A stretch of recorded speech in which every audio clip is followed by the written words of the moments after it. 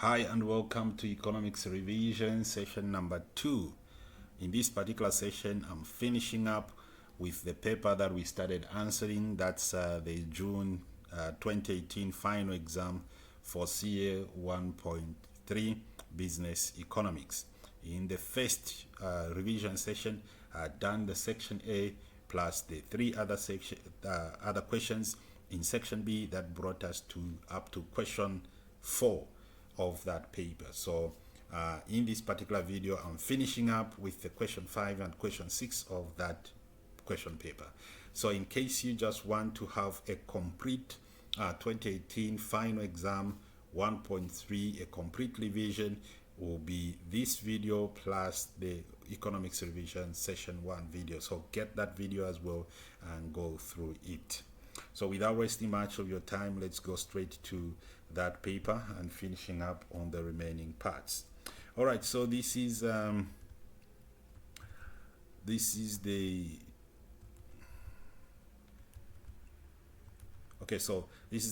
June 2018 final exam.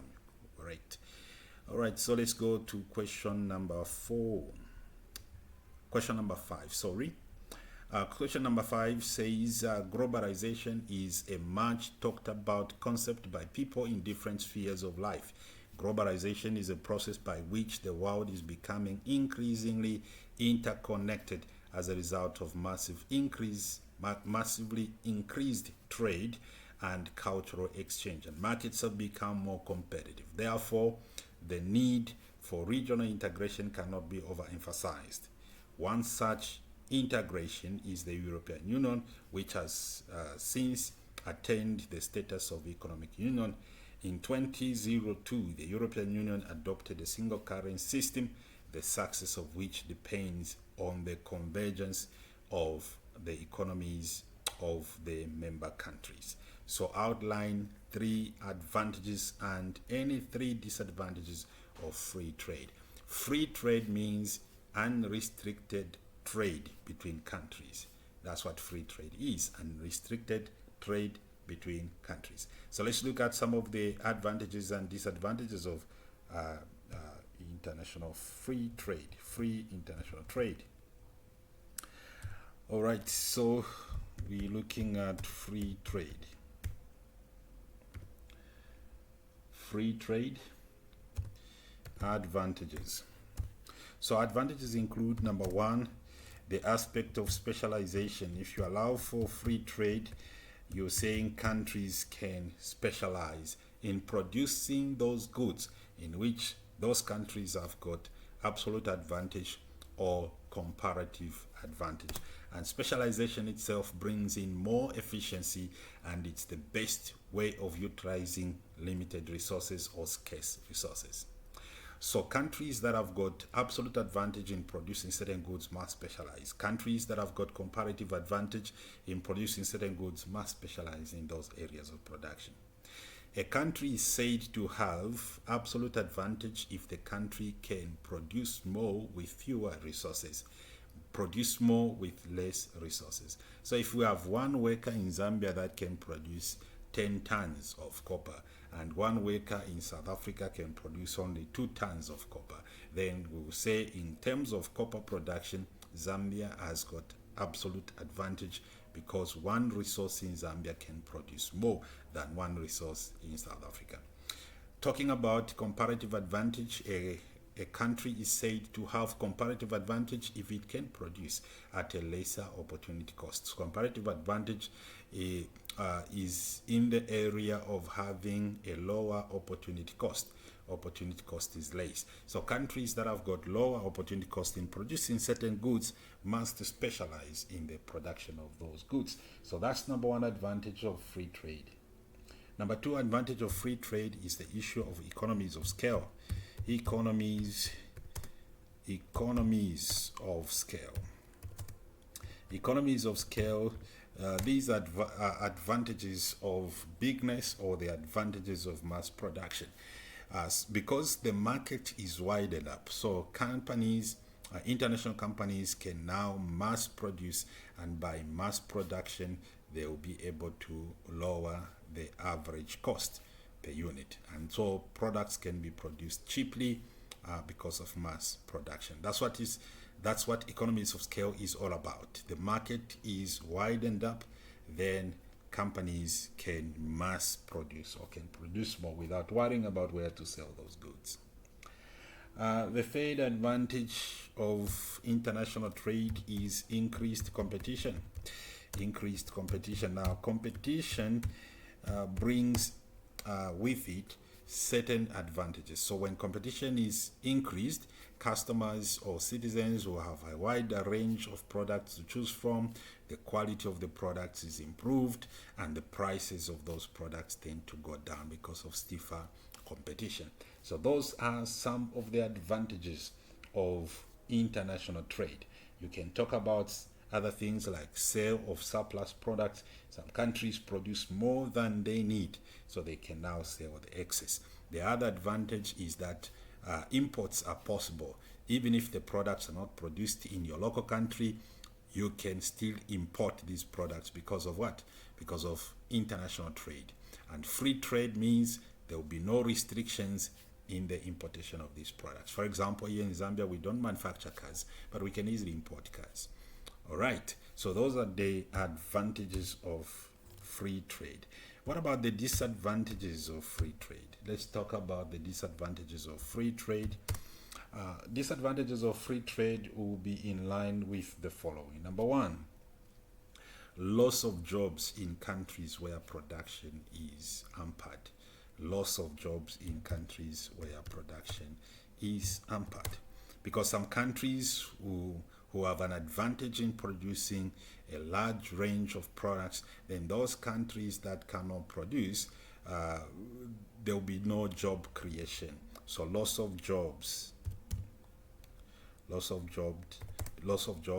in countries where production is hampered.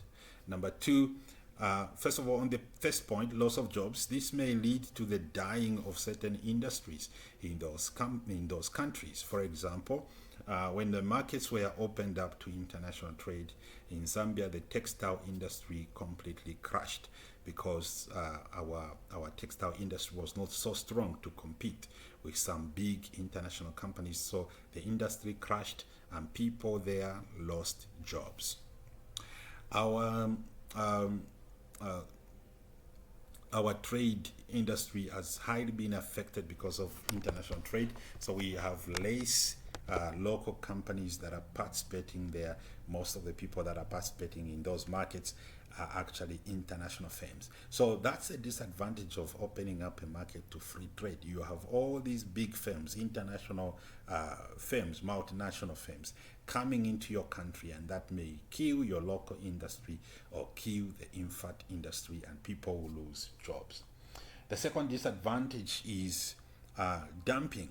You'll find that sometimes because of free trade, other countries will export into your country products that are very cheap, like throwaway products that will come in your country. So dumping is another problem that we have because of free trade. No country wants to become a dumping site for some products from other countries, so you need to prevent against that. Free trade means that government will not raise revenues in terms of taxes. There will be no revenues coming from taxes. So no revenue for government. No revenue for government since trade is free. And those are some of the big disadvantages of free trade. So let's go back to the question and look at the next thing we need to discuss. Number two, state two benefits of belonging to a regional grouping. What are the benefits of becoming a part of a regional grouping such as the European Union? What are some of the advantages? Let's go back to our answer sheet and say these are now advantages of belonging to a regional grouping. Advantages of belonging to a regional grouping. All right, so advantages will be similar with the advantages of international trade, because if you say international trade, you are saying our country is part of the global village, is part of the global family of countries. And so belonging to a regional grouping is a similar concept of having countries within that group accepting to trade on favorable terms, So you have issues of economies of scale coming up there, economies of scale.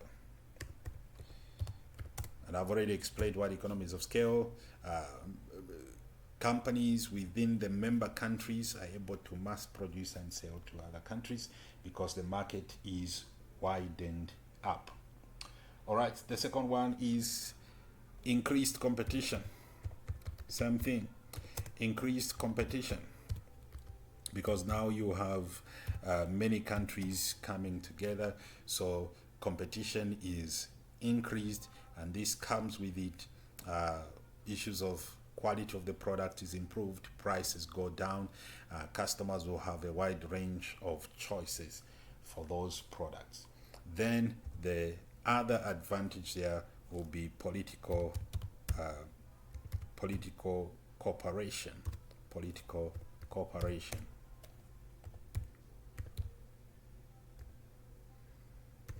So member countries will have political links, and this will lead to avoidance of wars and avoidance of border crashes between those countries, and that of course will be a boost in terms of trade between those countries. So we have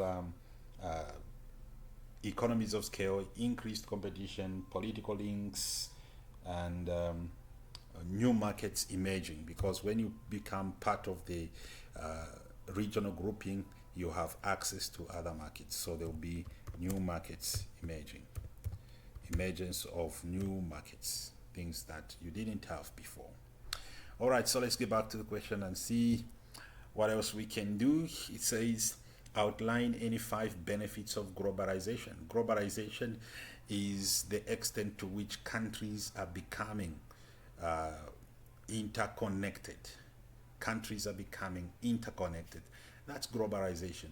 So for me, I feel like part B of the question, benefits of belonging to a regional grouping and benefits of globalization, this is just one the same thing.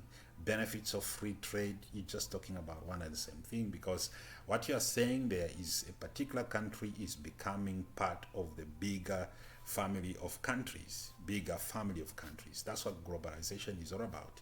Countries are becoming interconnected. And also belonging to a regional grouping, you are interconnected with other countries within that regional grouping. And free trade is where you allow unrestricted trade between countries. So you're talking about the same thing here.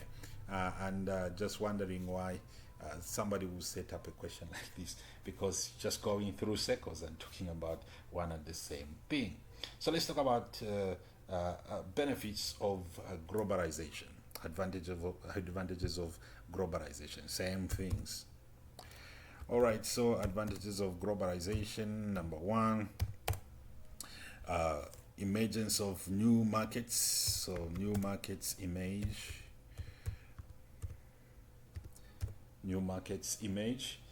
Number 2, you talk about competition.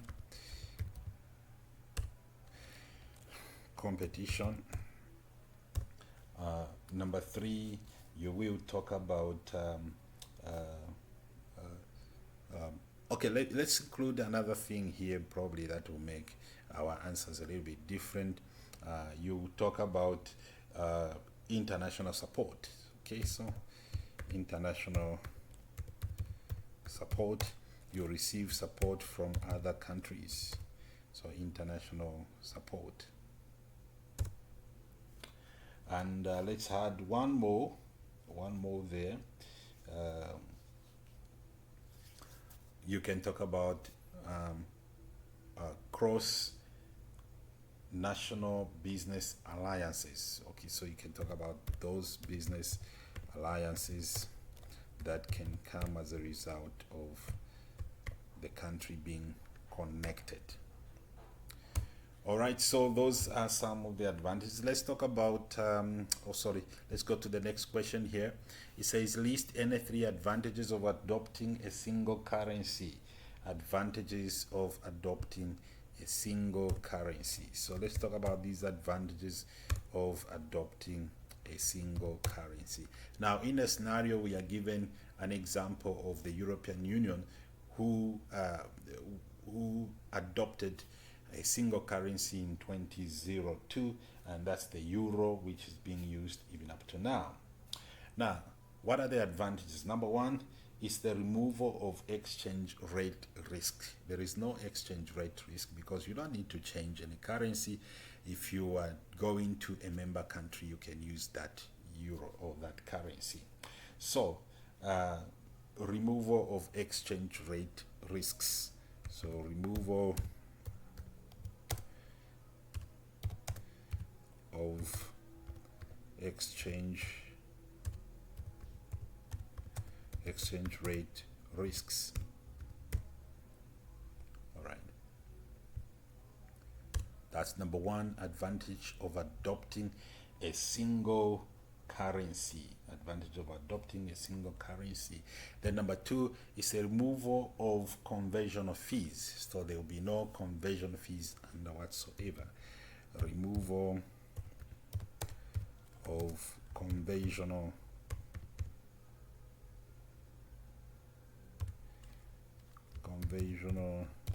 fees.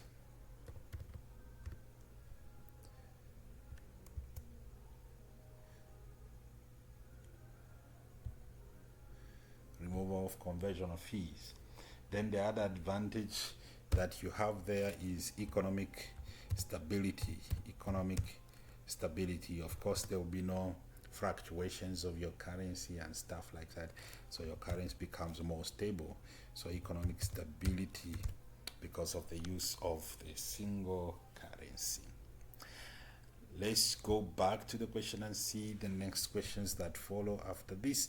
Outline the function of the World Trade Organization, WTO. World Trade Organization. The function or the purpose of the World Trade Organization is to ensure that trade between countries flow smoothly. To ensure that trade between countries flow smoothly. That's the whole purpose of the World Trade Organization, WTO. All right, that question done. Let's move on to question 6. It says, Canadian economics comprises various macroeconomic theories about how, in the short run, economic output is strongly influenced by aggregate demand. The Canadian view is that aggregate demand does not necessarily equal the productive capacity of the economy, but that it is influenced by a number of factors that may affect inflation and unemployment. So it says required, number one, define the term aggregate demand and aggregate supply. So what is aggregate demand and aggregate supply? Aggregate demand is the total demand in the economy. The total demand in the economy is called aggregate demand. You see, aggregate demand, you are putting the demand of households, the demand of firms, and the demand of government together. So you get an aggregate, the total demand in the economy. This is the demand for goods and services, the total demand for goods and services in the economy. That's the demand of households, demand of firms, and demand of government put together. What about aggregate supply? That's the total supply in an economy, the total supply of goods and services in an economy. You're putting the supply of all firms together. That's aggregate supply. Number B, describe three main macroeconomic goals. The macroeconomic goals, these are macroeconomic objectives, and the objectives include economic growth. Let me list them down for you. Macroeconomic objectives. Macroeconomic objectives or goals. Objectives. Number one, we want to achieve economic growth achieve economic growth. Economic growth is simply the increase in the nation's GDP. We want to achieve a situation where our real GDP is growing. That's increase economic growth or achieve economic growth. Number two, we want to control inflation. So control inflation. Control inflation. We don't want the prices of goods and services to escalate. Number three, you want to achieve full employment of resources. Achieve full employment. Full employment of resources. Now, full employment of resources simply means that all the resources will be put to effective use. All the resources will be put to effective use. Achieve full employment. The last one is to have a healthy balance of payment.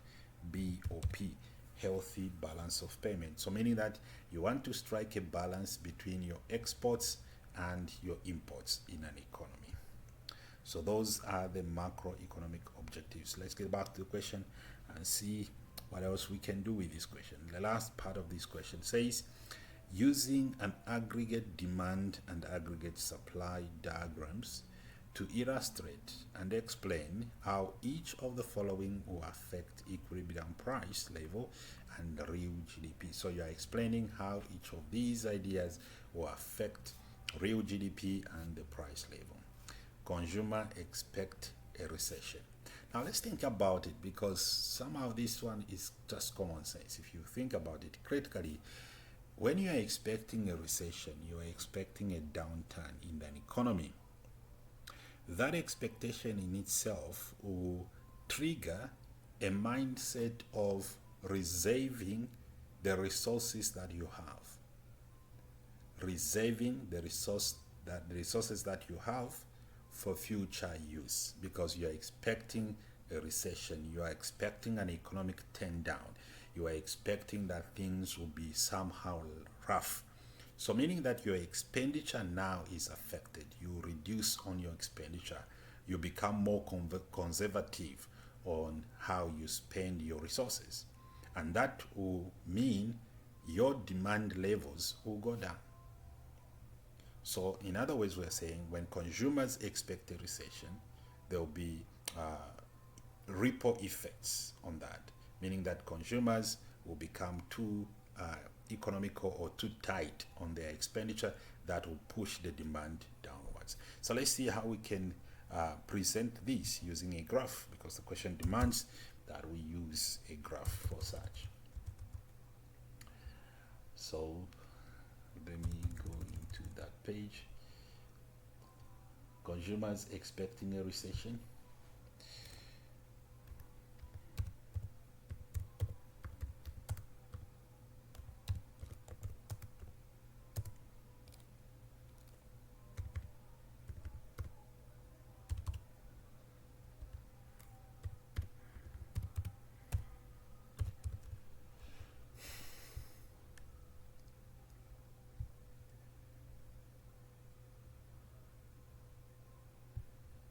So consumers expect a recession.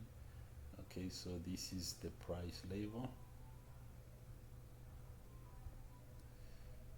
and this is output or real GDP. The demand line is down sloping. Let's say that's our demand line. The supply line is like that. So we have demand, this line, we have supply, that line. So the equilibrium, the first equilibrium is this point here where supply and demand intersect. That's the equilibrium price. I want you to watch what will happen to the price and what will happen to real GDP, and that's the GDP, or quantity of output. All right, so we have this line. The horizontal line is for GDP, real GDP, and the vertical line is for the price. So when demand, this line, and supply is like that, this is the price level and this is the output level in the economy. So now the question says, what happens if people expect a recession? If people are expecting a recession, they become conservative in their spending, so the demand goes down. So this is going to be a shift in the demand curve. This is going to be a shift in the demand curve. So the demand will shift to the left. The demand will shift to the left. So the demand shifts to the left like that, right? That's the demand. This line is supposed to be parallel to the first demand line, so like that. Right, now observe what has happened here. First of all, we put an arrow to indicate that this is the shift of demand from to the left, signifying a decrease in demand. Now watch our equilibrium point. Our equilibrium point has changed. Our equilibrium point was here. Now the equilibrium point is there. So watch what has happened to the price. Okay, so the price has gone down because of the shift of demand to the left. So price has reduced there. And what has happened to the real GDP or output? Real GDP is also affected. So the real GDP, the new equilibrium is that point. So the new GDP is there. So there is also a reduction in real GDP. So if people are expecting a recession to happen, whatever people expect will soon come to pass. If we are expecting a recession will surely come. That's what economics say. Whatever you expect is bound to happen. So expect a recession, people become conservative in their spending, demand goes down, and that means the prices will also go down if demand shifts to the left, and also output will go down. The output is going to be highly affected by the prices. If the prices are going down, you don't expect entrepreneurs to produce more. They will produce less because the market is affected. If demand is going down, output by producers will also be affected. And this will also result in unemployment, high unemployment levels, because when firms begin to cut down on their production, it means that they have to lay off some of the resources. So price go down, quantity produced go down, real GDP go down, the economic activities also go down, and you have a recession from that expectation. All right. Then the other question was saying, what happens to prices and real GDP when workers expect high future inflation and they negotiate for high wages? Now, if workers are expecting inflation to go up and they start to negotiate for high wages, this is what will happen. High wages, we know that wages are part of the cost of production. So when workers ask for more money, it means that the cost of production has gone up. Now, cost of production will affect supply, not demand. All right? Cost of production will affect supply. So there will be an increase in the cost of production. And when the cost of production goes up, supply reduces. So this is going to be a fall in the supply, or a shift of the supply line from to the left, signifying reduction in supply. So let's see how this one we can demonstrate this one.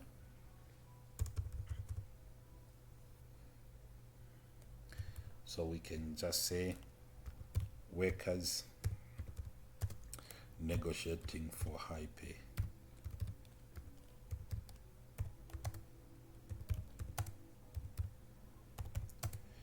Workers negotiating for high pay.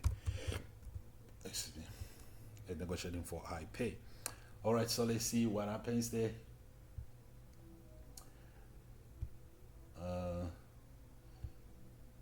We have this as our price line. Then this as our real GDP or output.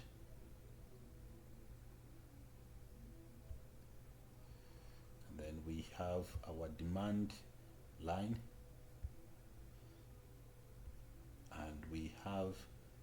supply line.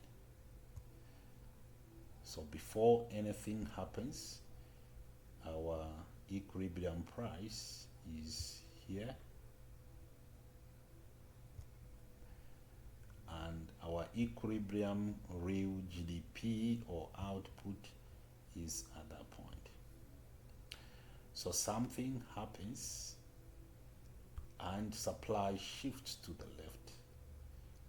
Okay, cost of production has gone up because people have asked for higher wages, and so supply shifts to the left. Supply shifts to the left. That's the arrow there showing a left shift. Now observe what has happened to the equilibrium point. The equilibrium point has moved from that point to that point. And so the equilibrium price now is there. This shows that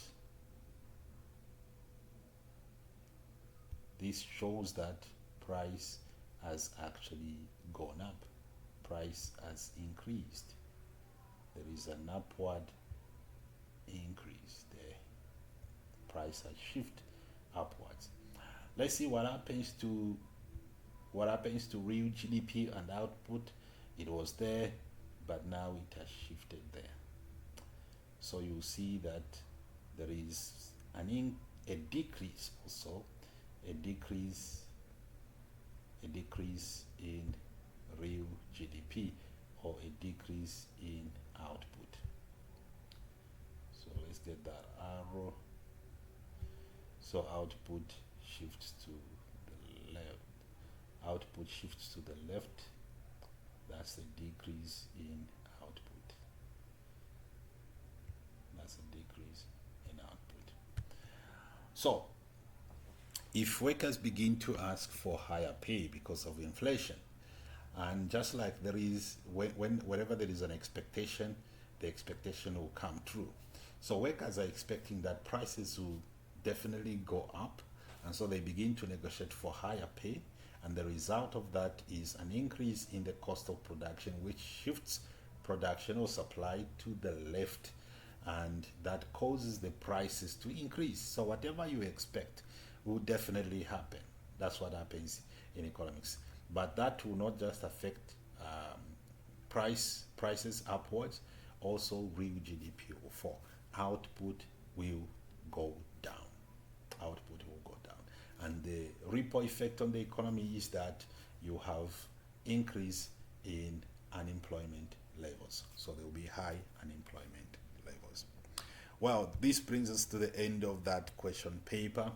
I wish you all the best as you prepare for this exam. Please go and hammer that exam and pass with flying colors. God bless you.